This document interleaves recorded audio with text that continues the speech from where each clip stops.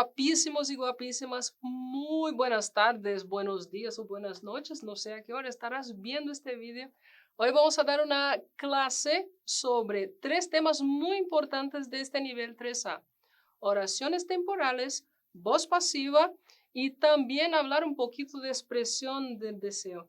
¿Cómo hacemos para expresar deseos en español? Bueno, adelante entonces. Primero, vamos a ver aquí. Vamos a empezar por las oraciones temporales, que al parecer es un poquito fácil, ¿eh? Pero hay un detallecito muy pequeño que tenemos que tener en cuenta cuando vamos a hablar de futuro, ¿eh?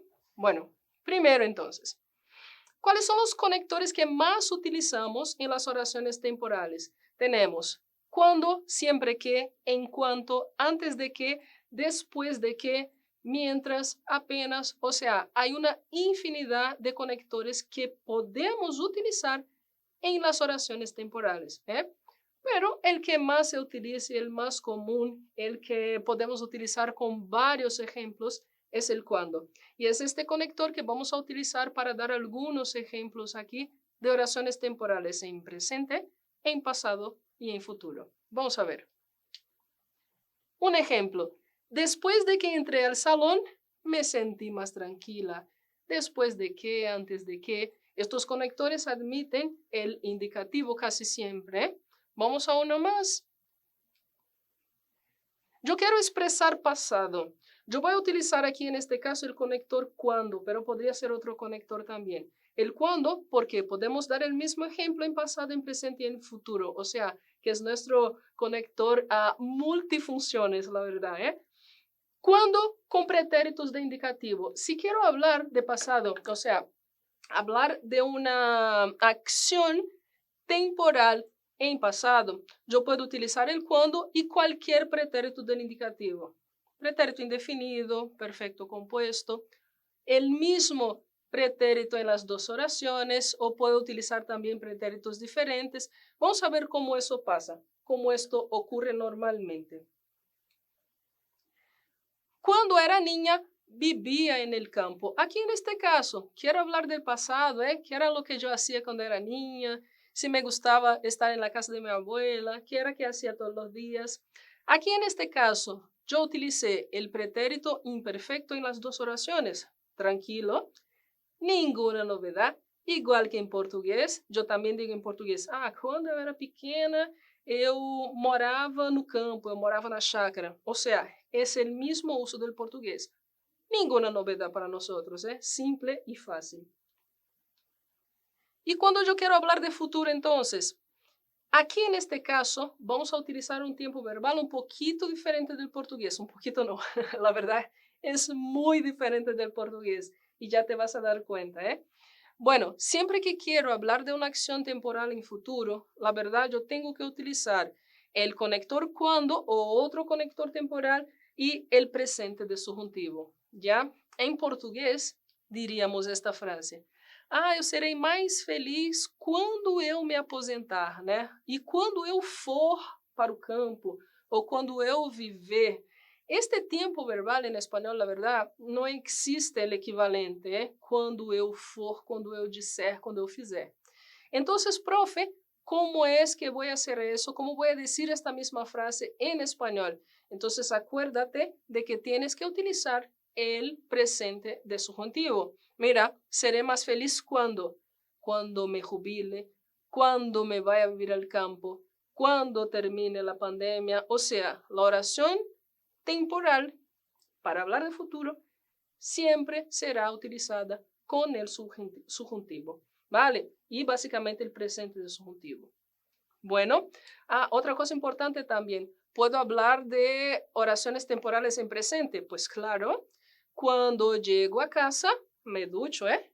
Bueno, que es la siguiente. La verdad, vamos a hablar un poquito de los interrogativos. Aquí en este caso, cuando quiero hacer una pregunta temporal, ¿qué es lo que voy a utilizar? En este caso, siempre, siempre, siempre el indicativo. Mire el ejemplo que te traje. ¿Cuándo te jubilarás? Bueno, aquí, hablando de futuro, utilicé el futuro. Me jubilaré cuando, no sé, eso de la jubilación es algo que nunca sabemos si vamos a jubilarnos un día en la vida, ¿verdad? Pero bueno, yo tengo esperanza, ya tengo, no parece, pero tengo 45 años. Yo creo que me jubilaré cuando cumpla los 55, a lo mejor, ¿eh? Si nada cambia, me jubilaré cuando cumpla 55 años, ¿ya? ¿Y tú cuándo te jubilarás? A ver, falta poco, falta mucho. Vamos a trabajar entonces. Bueno, aquí terminamos el tema de las oraciones temporales, ¿eh? Vamos a hablar entonces un poquito de la voz pasiva. El hecho de la voz pasiva en español es muy sencillo también. Primero, porque se parece mucho, mucho al portugués, ¿eh? Entonces utilizamos más o menos de la misma manera. ¿Cuándo y por qué utilizamos la voz pasiva? Aquí yo tengo la forma, pero hablando un poquito sobre el uso. La voz pasiva es utilizada muchas veces en los periódicos normalmente, artículos periodísticos, históricos también lo utilizamos, ¿ya? ¿Y cuál es el objetivo de utilizar la voz pasiva en lugar de una oración normal? Cuando yo digo, por ejemplo, aquí, deja ver el ejemplo primero. Esta mañana, un hombre mayor ha sido atropellado y enseguida ha sido conducido al hospital. Digamos que hubiera aquí por los enfermeros, por ejemplo, por el SAMU, ¿ya? Yo quiero poner énfasis aquí en este caso a la acción de que el hombre ha sido atropellado y ha sido conducido. Cuando yo digo, por ejemplo, el SAMU ha conducido un hombre al hospital, yo pongo énfasis al sujeto y no al sujeto pasivo. Entonces, yo quiero poner énfasis al sujeto pasivo en este caso. Entonces, utilizo la voz pasiva. Ahora volvemos ahí a la forma. Aquí en este caso, vamos a utilizar siempre el verbo ser, presente, pasado, futuro, como quieran utilizar dependiendo de lo que quieran hablar, ¿ya? Entonces, verbo ser y el participio. Mira algunos participios interesantes. Llevado. Los verbos terminados en AR, llevar, tendrán la terminación ado. Llevar, llevado. Verbos con la terminación ir. Construir, construido. Escribir, ya tengo aquí un verbo irregular. Verbos con la terminación er, por ejemplo, comer, comido, salir, salido. O sea, verbos de primera conjugación, terminación ado, segunda y tercera terminación ido. O sea, igualito al portugués, ¿verdad? Pero también tenemos en español algunos verbos irregulares. Uno de ellos es escribir, escrito, poner, puesto. ¿Qué más? Abrir, abierto, decir, dicho, romper, roto, deja ver otro, morir, muerto. O sea, tenemos algunos participios que también son irregulares. Cuando es irregular en portugués, la mayoría también en español. Pero tenemos también el verbo romper, que significa quebrar. A ver si te acuerdas, ¿cuál es el participio de romper? Roto. Muy bien, entonces sigamos.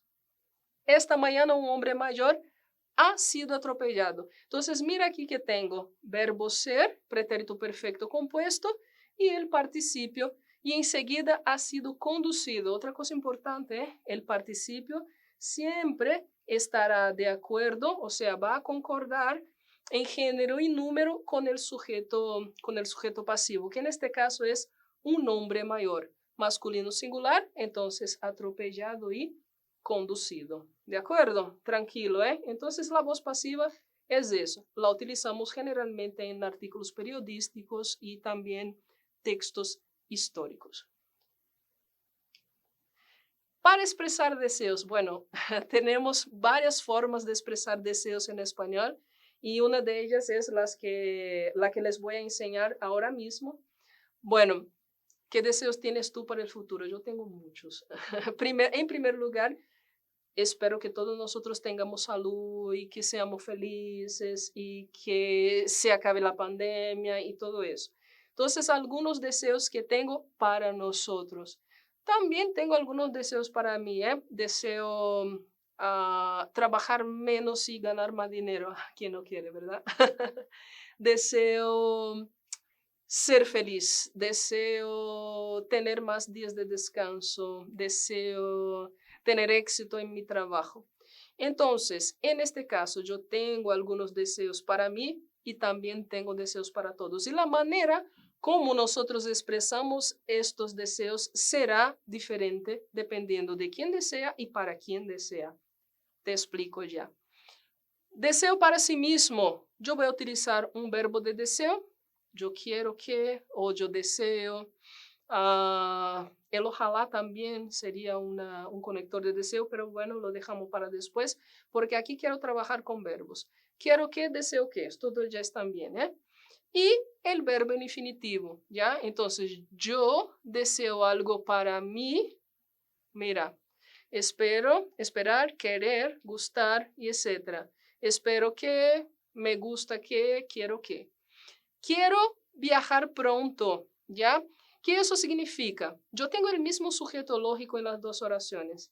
Profe, ¿qué es sujeto lógico? Ya te voy a decir. Cuando yo digo quiero y viajar pronto, yo quiero, yo soy el sujeto de la oración, ¿de acuerdo? Ya. ¿Y quién va a viajar pronto? Yo también. ¿Por qué digo sujeto lógico? Porque generalmente no, porque el infinitivo, que es la forma impersonal del verbo, no admite sujeto. Entonces yo digo sujeto lógico porque es un deseo mío para mí, ¿eh? Entonces tengo el mismo sujeto lógico en las dos oraciones. Siempre que eso pasa, si yo digo nosotros queremos viajar, ya sé que somos nosotros y quien va a viajar seremos nosotros. Mismo sujeto lógico en las dos oraciones. ¿Qué es lo que pasa? Yo utilizo un verbo de deseo más el infinitivo, sin la palabrita que entre los dos, ¿vale? Otra forma de expresar deseo. Deseo para otro. Yo deseo para otro. Verbo de deseo más que, más juntivo. Mira. Espero, quiero, me gusta y etcétera. Y cualquier otro que sea. Quiero que mis hijos viajen el mundo. ¿Te diste cuenta de la diferencia entre las dos oraciones? Quiero viajar por el mundo. Es un deseo mío para mí. Y cuando digo, quiero que mis hijos viajen el mundo, yo tengo un deseo, sujeto de la primera oración. Quiero, soy yo, ¿verdad? Sujeto de la segunda oración, mis hijos, porque yo quiero que ellos viajen. Obligatorio también en este caso el uso del que, ¿ya? Entonces, quiero que mis hijos viajen y ahí también se habla en pasado. Ay, quería que mis hijos viajaran, también un deseo en pasado se puede hacer, pero ten en cuenta que siempre vamos a utilizar en la oración subordinada el verbo en subjuntivo, sea presente o pretérito imperfecto subjuntivo. ¿De acuerdo? Muy bien. Bueno, por aquí terminamos entonces nuestra primera clase con los primeros contenidos. No dejes de ver también las clases 2 y la clase 3. Hasta luego.